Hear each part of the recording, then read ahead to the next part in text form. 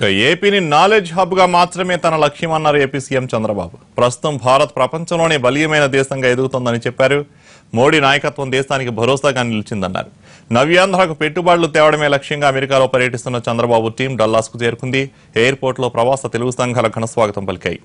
ఇప్పటికే పలు కంపెనీల ప్రతినిధులతో భేటీ అయిన చంద్రబాబు ఏపీలో పెట్టుబడులకు గల అవకాశాలను వివరించారు.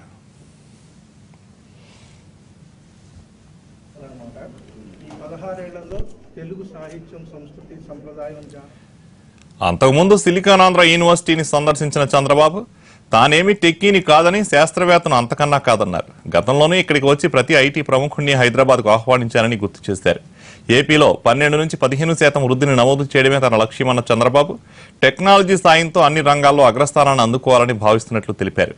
వ్యవసాయంతో పాటు రవాణా, వైద్య, విద్య, వైజ్ఞానిక రంగాల్లో సాంకేతికతకు పెద్దపీట వేస్తున్నామన్నారు చంద్రబాబు. అందరూ కూడా తెలుగు వారిని చూస్తే వాళ్ళకంటే గొప్పగా ఈరోజు మీరు ముందున్నారంటే దానికి నేను గర్వపడుతున్నా. మరొకసారి మీ అందరికీ కూడా అభినందనలు తెలియజేస్తున్నాను.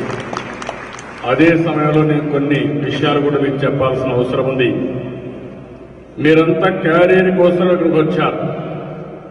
తెలివితేటలు చూపించడానికి, మీ తెలివితేటలను ఉపయోగించుకునే స్థలంగా ఇక్కడికి వచ్చారు. పెద్ద ఎత్తున మీరు కూడా పైకి వస్తున్నారు. రాబోయే రోజుల్లో ఇండియా 9-10% గ్రో అవుతుంది. అదే సమయంలో నేను ఆలోచించింది, ఒక విజన్ తయారు చేశాను. 2022కి భారతదేశంలో 3 అగ్ర రాష్ట్రాల్లో ఒకటిగా ఉంటాం. 2029కి భారతదేశంలో నెంబర్ 1 స్టేట్ ఏదంటే దానికి చిరునామాగా ఆంధ్రప్రదేశ్ ఉంటుంది.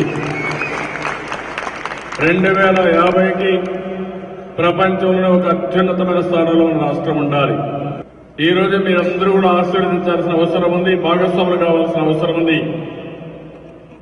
అమరావతి తెలుగు వారి ప్రతిష్టకు ప్రతీక. టాప్ 5లో మన అమరావతి రాజధాని ఉండాలనేది నా ఆలోచన. వరల్డ్ క్లాస్ కాదు, వరల్డ్ బెస్ట్ రాజధాని మనం నిర్మాణం చేసుకుంటాం.